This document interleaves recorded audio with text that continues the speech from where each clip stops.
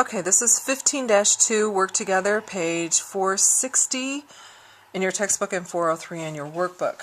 This particular chapter talks about component percentages. I do suggest having you read this chapter because they probably do a much better job than I will ever do on explaining what component percentages are. This is the relationship between the financial statement and the total that includes the item known as component percentage, it says. I'm going to dive into it, and if I can think of more ways of what to help you understand it, I will. We're still working for that Interstate Tire Company, and it says determines that no more than 53 cents or 53% of each sales dollar should be devoted to cost of merchandise sold. So they're trying to keep a tab on how costly this merchandise is so that they can control their net income a little bit better. And the more they do that, the better idea of how much they have that they're going to make. It says compare the actual component percentage for cost of merchandise sold to the acceptable percentage. And there's different standards for businesses on what the percentage average should be so that they will know whether they are doing well or not. And let's say they don't have a business that has competition, or they're kind of out there by themselves. So then they take their past years and figure out what their component percentages would be, and that helps a little bit too. So anyway, what we are going to do here, it says cost of merchandise sold, says acceptable percentage is no more than 53%. Actual percentage, it says no more than 53%.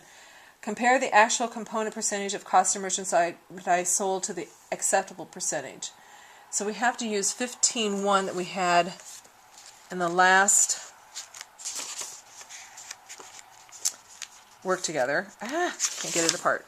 So if I go to my income statement and it tells me cost of merchandise sold number right here, $282,539.04. So I want to know what was the actual percentage of cost of merchandise sold. Right off to the side, that's what that number is for, 51.9%. So I'll write that in. And then I have to compare it. It says acceptable percentage is no more than 53. Well, it's less than 53, so I'm still within the acceptable range. So I'll say yes. And then there would be no action I'd have to take because I'm doing okay. Gross profit on sales. So I go back over here in the middle of that income statement. You'll see gross profit on sales. The $262,275.68, and then the component percentage is 48.1%. So I'll go back over here and write 48.1%. It says no less than 47. Well, I'm still above 47, so yes, that's acceptable, and no action has to be taken. If, let's say, this wasn't acceptable, it was, in the wrong spot, I might be able to say, well, I need to reduce returns and allowances, or reduce how much I give in discounts so that I'm still making some money. That's a possibility. Or decrease the cost of my merchandise somehow. That would help.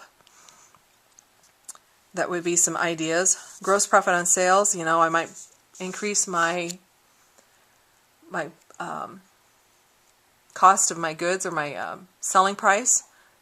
But you don't want to increase it too much because you might increase your price and all of a sudden you're not marketable.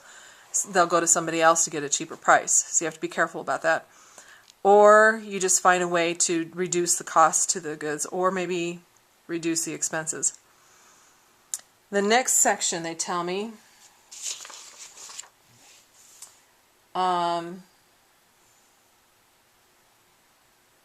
Acceptable auto parts industry standards show that 47%. Oh, I already did that. Okay, then 3. Interstate Tires currently has 110,000 shares outstanding with a market price of $13.75. Calculate the earnings per share and price earnings ratio. Okay, so that starts off with, and oh boy, can you see this? Net income after federal income tax. So that's that number at the bottom of my income statement that we figured out. So that would be the $62,907.35 divided by the number of shares outstanding, which they told us was 110,000. So I'll take 62,907.35 divided by 110,000. Earnings per share, it is 57 cents per share. So then I'll take, it says market price per share was $13.75 divided by the earnings per share 0.57, so $13.75 divided by 0.57 gives me a price earnings ratio of 24, and you take it out to the 10th, and that would be 1. So I have earnings price ratio of 24.1. And that's all there is to work together 15.2, and you're to do on your own 15.2.